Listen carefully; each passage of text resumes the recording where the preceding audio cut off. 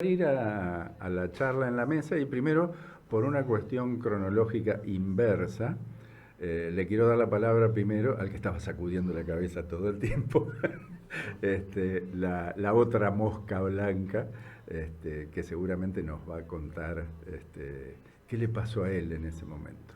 Buenos días.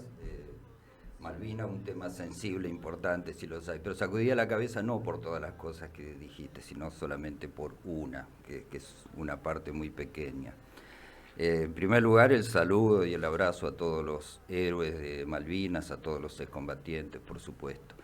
Pero en lo que coincidimos en que, si bien yo soy más joven que Alejandro,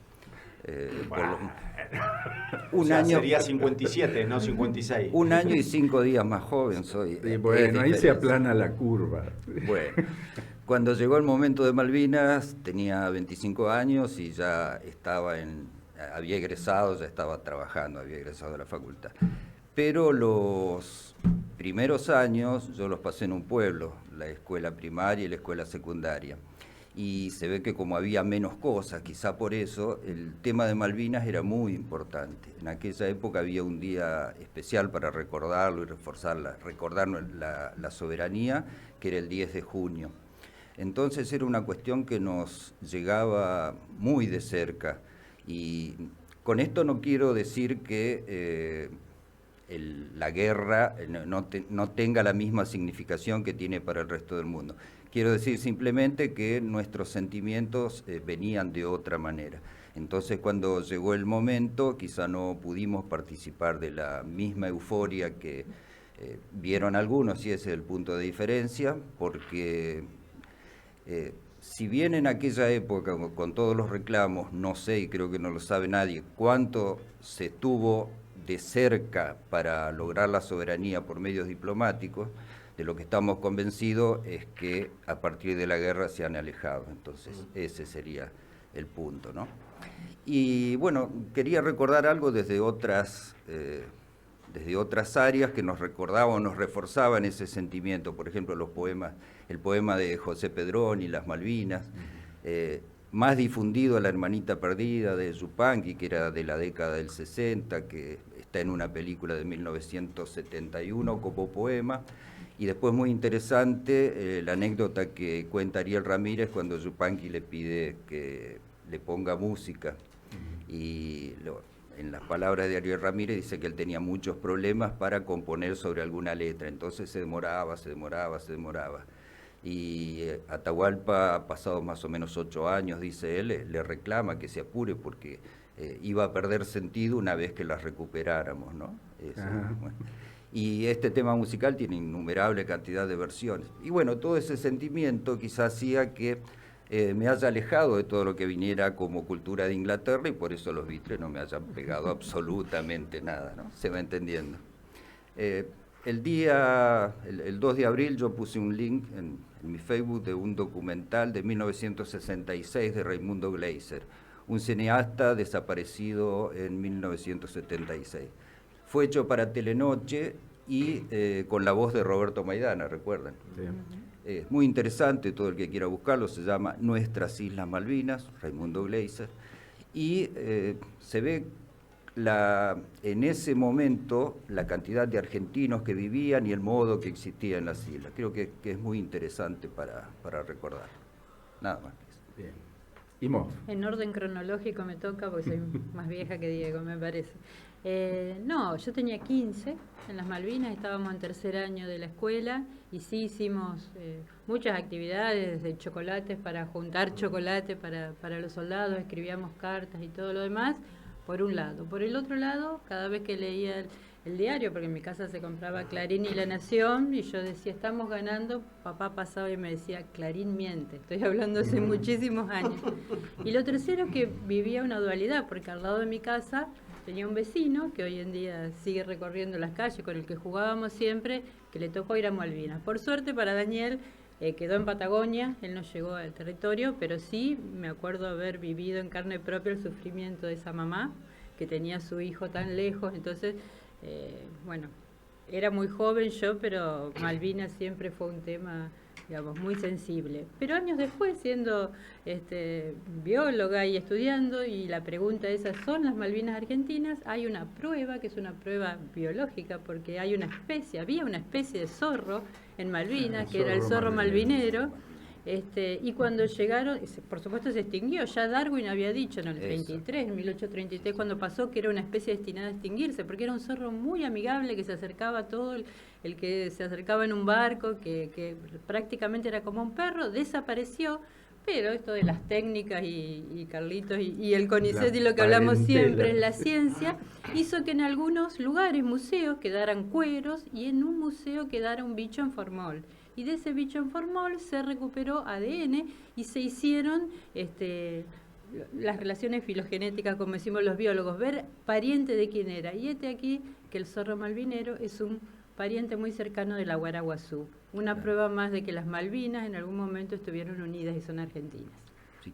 En la descripción que hace Darwin, él no había conocido a la guaraguazú en su viaje, pero el carácter que describe lo hace muy parecido a lo curioso que son los nuestros. Diego Degano. Y yo tenía 14. Uno menos. Uno menos. Me acuerdo que estábamos todos emocionados e ilusionados por el Mundial de Fútbol España 82, por la visita del Papa, ya digamos cuando la guerra, creo que el Papa vino a definir, digamos, a darle el punto final.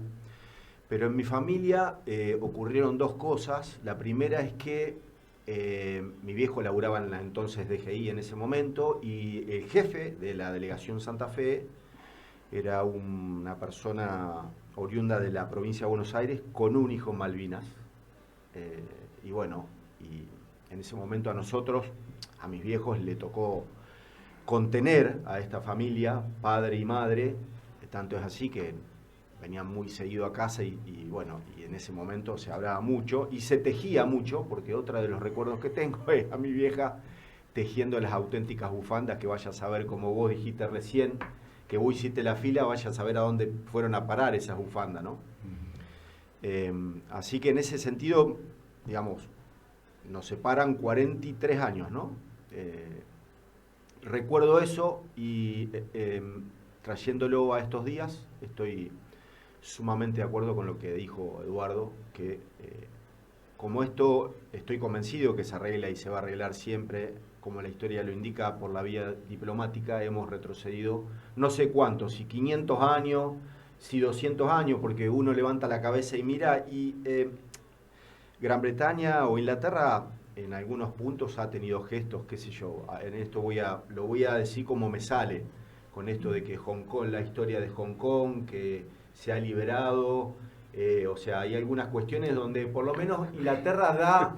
No son gestos, estaba firmado, dio 100 años. Es como vos firmás y decís, sí, tenía un amigo que decía, no ponga fecha porque siempre llega. Le decíamos al pelado, vos te acordás, no voy a dar el apellido por la duda. Pelado, ¿cuántos años se va de novio? ¿Cuándo va a poner fecha? Vos decís 20 años, 30 años, llega.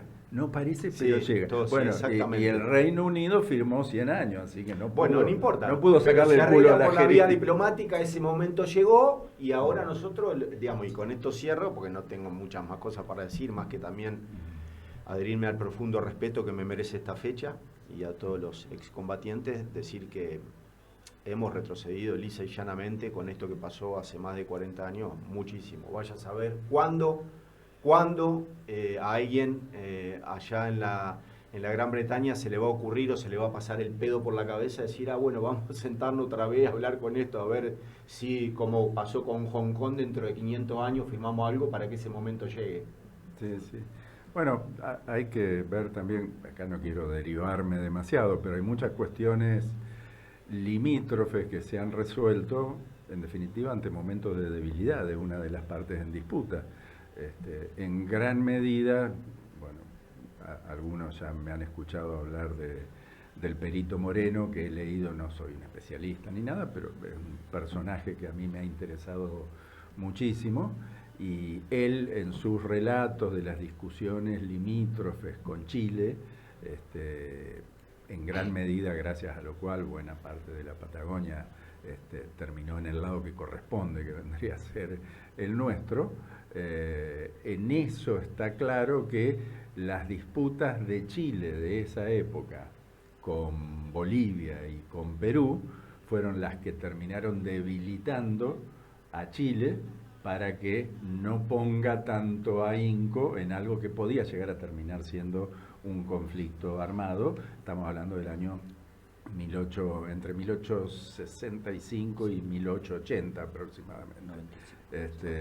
Se termina definiendo en el 95, pero esas disputas previas son las que, bueno, terminaron actuando en favor de los intereses de Argentina para que esto se resuelva, lo cual no impidió que luego hubiese intentos por parte de Chile en distintos puntos, ¿no? Así que, bueno, este tipo de hechos son importantes. Y acá, yéndome a un delirio total, en el caso de un debilitamiento de Europa, no quiero anticipar otro cataclismo, digamos, es muy probable que Argentina, con un gobierno serio, con pocas ganas de regalar cosas, pueda avanzar más seriamente en recuperar la soberanía. Pero ninguna duda en que esto va a llevar muchísimo tiempo y va a terminar dependiendo más de debilidades ajenas que de fortalezas propias.